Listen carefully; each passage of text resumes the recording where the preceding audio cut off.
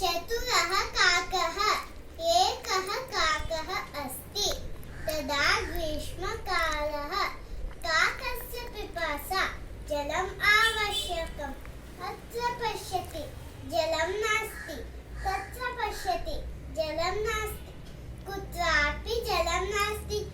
काकः कष्टेन बहुदूरं गच्छति। तत्र सः एकं घटं पश्यति।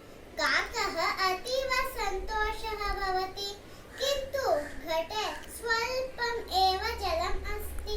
काकः चिन्तयति, जलं कथं पिबामि इति काकः चिन्तयति। काकः चतुरः। सः एकम् उपायं करोति।